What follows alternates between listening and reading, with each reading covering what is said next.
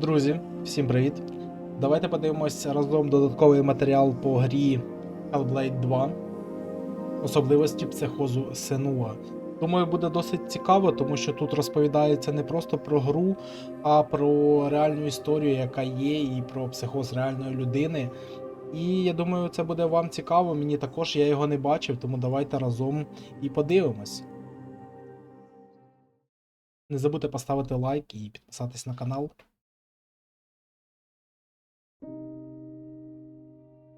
Senua finds a unique courage to keep pushing forwards on her quest, no matter what. She sees the world differently to those around her and faces challenges others would avoid. When driven so strongly by one powerful purpose, she will do anything to rid the world of the darkness.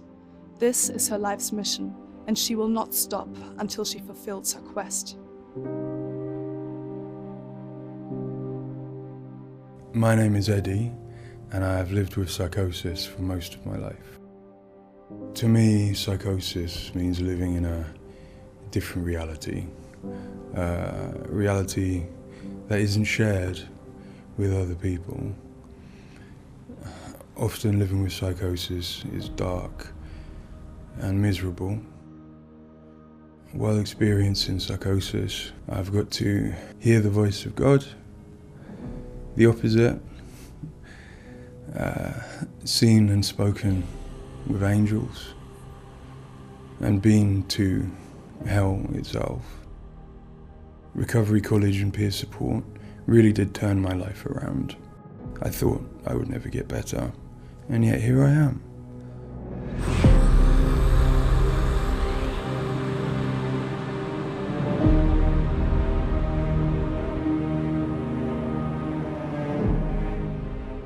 The things that Senua experiences in Hellblade are very similar to some of my own experiences. She lives in a reality that other people might find hard to understand. She sees significance in symbols, in meeting people, in all sorts of things that are going on around her. Senua is experiencing an altered state of reality which would be very hard to understand without having experienced it yourself or playing Hellblade. Lost soul who fought through hell to find us. You were lost. Not anymore. Are you ready for what you will find here? It's difficult saying that it's an illness, that it's not real. Of course, to me, it is. And of course, to Senua, it is. And that's what's driving her to do these amazing feats of courage, to overcome pain and exhaustion, to do what she knows she must. All the fear. Everything I've seen, everything I've done, has led me to this place. We've come so far, not far enough. Say it. You are ready. Tell them. In Senua's Saga Hellblade 2, we tell the second part of the story of Senua, a Celtic warrior who, like Eddie, has experiences of psychosis, seeing the world in a unique way and existing in a reality unshared by others. At a surface level, this manifests for Senua in seeing things that others don't, hearing things that others don't, and having unique beliefs about the world. My name's Paul Fletcher. I'm a psychiatrist and a professor of neuroscience at the University of Cambridge, and I've been working with the Ninja Theory team on Hellblade and other projects for several years now. I am a clinical doctor, but have also added research and teaching to my role. And in all three areas, I'm especially interested in the human brain and how it strives to make sense of the world, which is complex and changing all the time. The lake. Like a mirror. You can see the reflection. Senua, like many people, experiences psychosis. Now, psychosis is not a diagnosis, although it is associated with a number of medical and psychiatric conditions. But ultimately, it's a loose description of a shift in one's experience of reality. What are you doing? Screams of the dead. There's something here. They are not. I need to find out what it is. They are. A person with psychosis might experience changes in their perceptions and their beliefs. For example, they might see or hear things that other people can't. And they might come to believe things that are quite uncharacteristic for them. For example, they might feel that somebody, perhaps somebody even very close to them, is intent on trying to harm them. Now, it's very important to remember that this is not just a vague feeling or an imagination. To the person, it feels like their reality, just as everything around me feels like my reality to me. I, like many people, feel that in order to even begin to understand psychosis, we have to start with thinking about how the brain works in general, how it makes sense of the world around it. And when we do that, we're repeatedly confronted with evidence that actually it doesn't just rely on the evidence of our senses, but it actually relies on what it already knows, on its predictions, its anticipations, and its expectations. Your voices. Now that might seem like a defect. After all, why would we want to rely on what we already know rather than what the world is telling us? But if we did act simply as passive receivers, we would be completely swamped. We'd be like a newborn infant trying to make sense of the colours and shapes without any way of having a framework to try and understand those colours and shapes. Our senses are bombarded with information from the world that's rapid, it's intensive, it is noisy, ambiguous, unreliable. And if we were to try and make sense of that without imposing patterns and expectations, then it would be like trying to assemble a multi-dimensional jigsaw without knowing what the picture was on the box. Go towards it. Many of us think that the brain ultimately is an organ that makes predictions. It craves patterns and associations in order to make sense of the world. And without that, we are confronted with a feeling of uncertainty, of anxiety, of distress, even of fear. They're calling. Something is drawing them. Where do these predictions come from? Many of them are actually embedded in the structure of our brain, probably wired there by evolution. Many of them come from our earliest experiences as babies, trying to make sense of this new world that we're born into. Many come from our early childhood experiences, from what we learn from others and how we interact with others, from our parents, our teachers, our friends.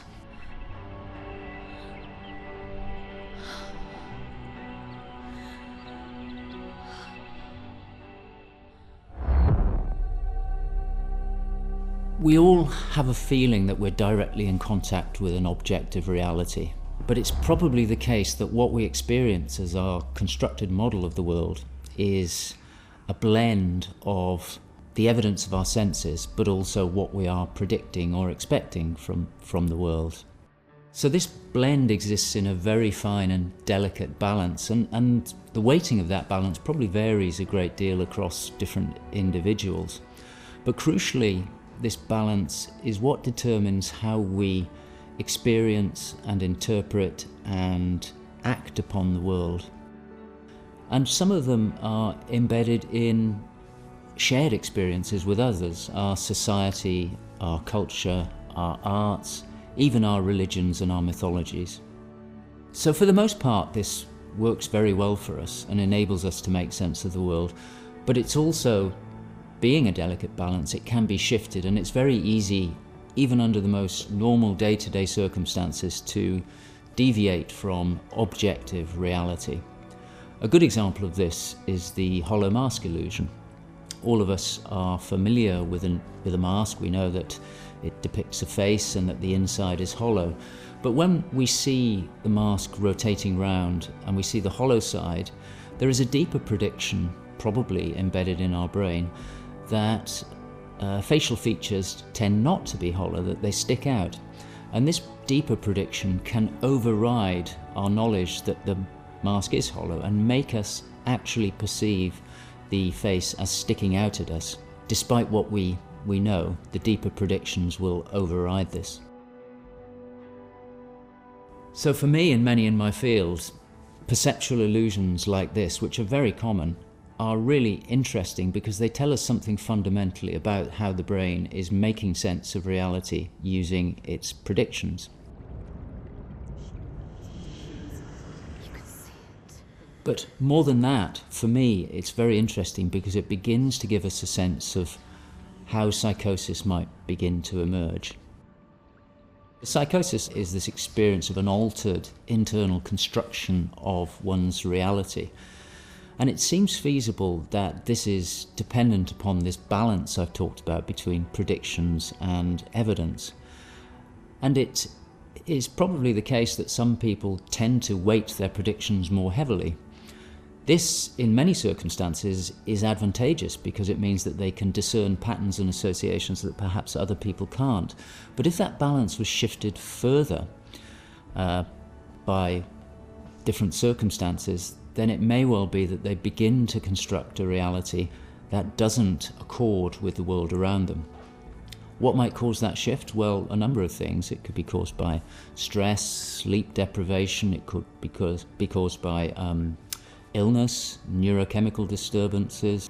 It's also the case that our experience will change how we predict things. So a very profound experience, for example, of trauma, could powerfully change the way in which we make predictions about the world and shift us from this delicate balance into a state of psychosis.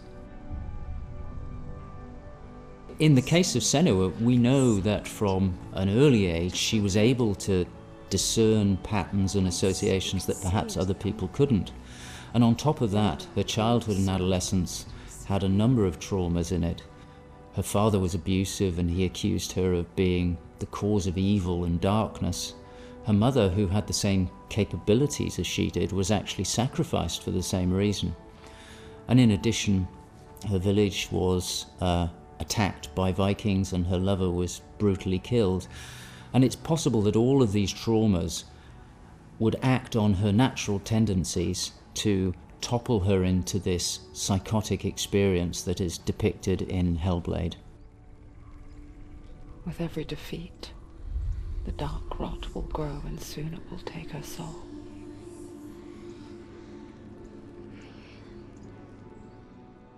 In Hellblade's Senua's Sacrifice, we find Senua discovering and understanding her experiences. They're relatively new to her, and the pain and torment feels at its most acute. Having travelled to a new place, with a mind full of her trauma and truth stories of the Vikings, she embarks on a journey of coming to terms with what has happened in her life. Ultimately, rather than finding the unachievable certainty of rescuing Dillion, she achieves certainty in the realization that Dillion is gone forever.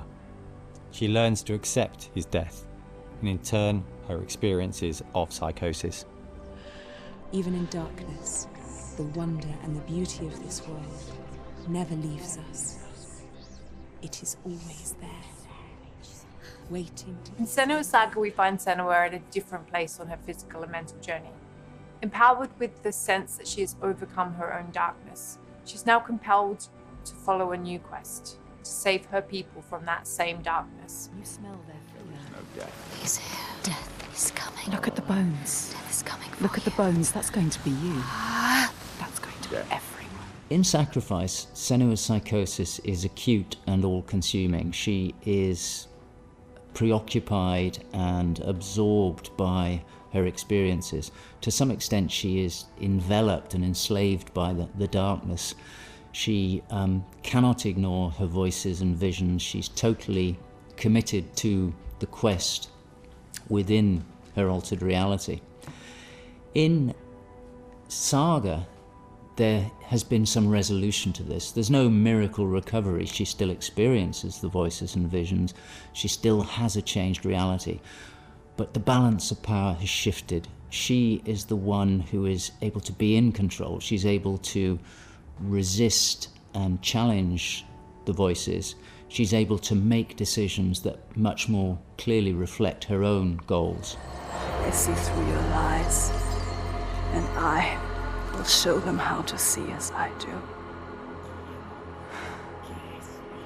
I will not appease your gods. I will destroy them. And in addition, in Saga, she is able to encompass the reality of others. She sees them for the constructions that they are, and she is able to interact with them. And I think that's a very powerful change and a very important area to explore. They have lost everything. In Saga, we've had the opportunity to explore the next phase of Senua's mental health journey. One where she's come to a place of understanding, but where she and us as creators have new challenges to overcome. Where Senua's belief system will clash with that of others.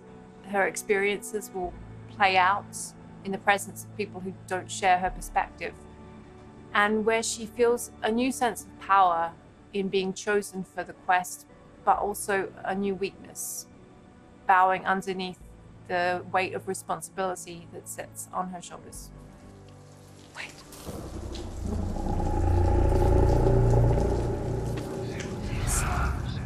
In Saga, we have once again utilized binaural audio to bring Senua's voices to life.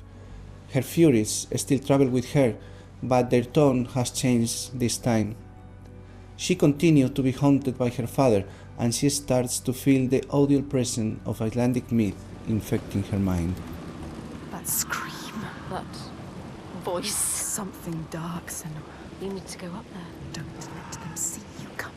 You need to find out. Don't let the monsters find you. You can do this, Senua. To hear the world as Senua does, we spend time with people with lived experiences of psychosis, and also with Paul Fletcher. This made a strong basis of what it is to hear voices, what they say, how they sound, how they change or react to external stimulus.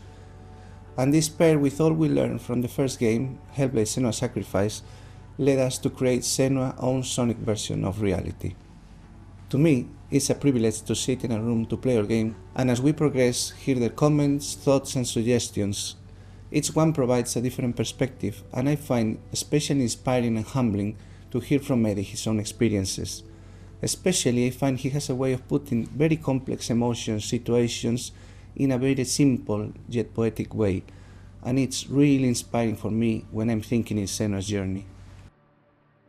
We use binaural audio to bring 3D space in the headphones. This allows to experience the voice hearing and other sounds with a physical sense. Also extremely important is the performance of the voices, and for that we have been collaborating with Helen and Abby, our Furies. They are the most prominent voices of Senua. The way we perform is important as well, allowing for freedom, movement, creative input from Helen and Abby, and also important to have with them conversation and spend time talking about the journey of our character.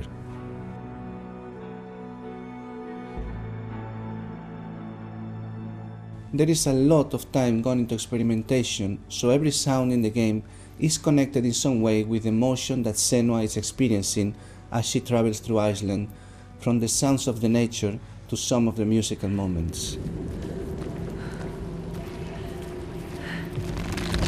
What's a sign? Beyond of its uniqueness or not, I find that for me, something extremely important is to create a connection beyond the game.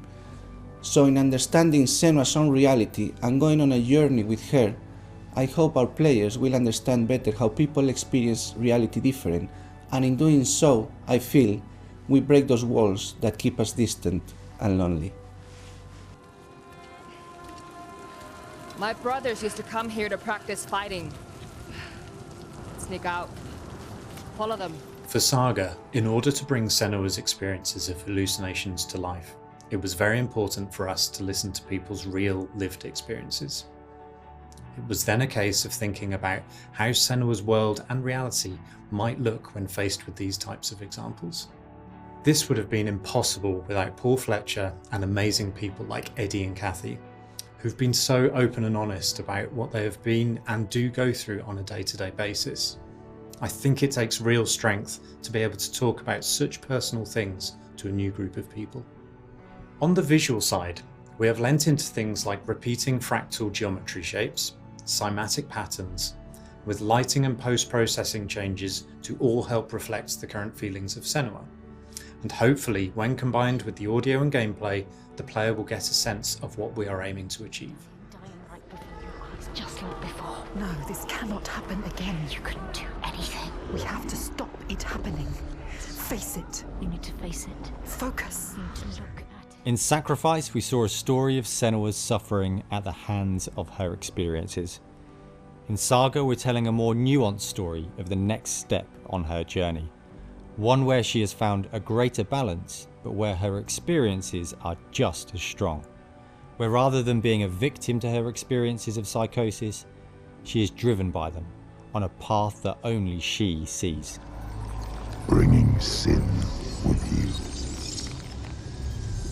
The gods cannot be killed. One thing that I find very exciting in Saga is that there's an attempt to explore something that is really neglected in my field, which is the experience of a dual reality that some people have. People who have had Senua's types of experience have spoken to me about this feeling that they have their own reality, but they also recognize the reality that others experience, and it can be very confusing, it can be disorientating.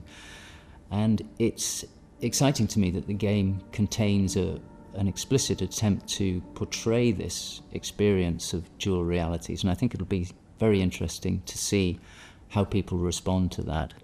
It's amazing what has been done and what's been portrayed. I think it's really difficult to turn words into what other people might be seeing, but I think I'm always blown away by what Ninja Theory come up with for their games, and I'm really stunned at the quality of, you know, the things that she sees and the sounds of the voices that she has.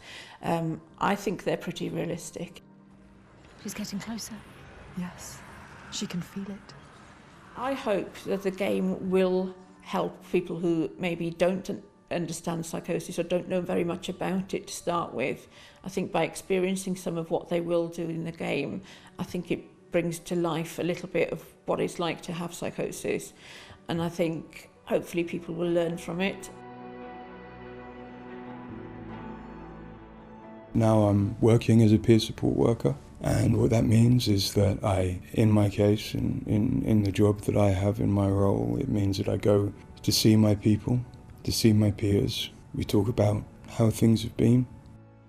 The way that Hellblade has captured the experience of psychosis is nothing like I've ever seen before, in terms of its realism, in terms of its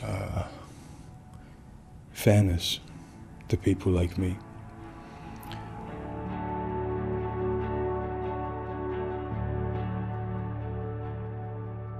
Ну, що я можу сказати, це досить класне відео, яке показує, ну, як такі люди, ну, що вони відчувають в цій грі, це показано. Ну, і я думаю, вам сподобалось це відео, можливо, ви вже його бачили, можливо, ні. Я думаю, вам було також цікаво, як і мені. Тому підпишіться на канал, поставте лайк, далі буде багато цікавого. Дякую за перегляд, всім пока.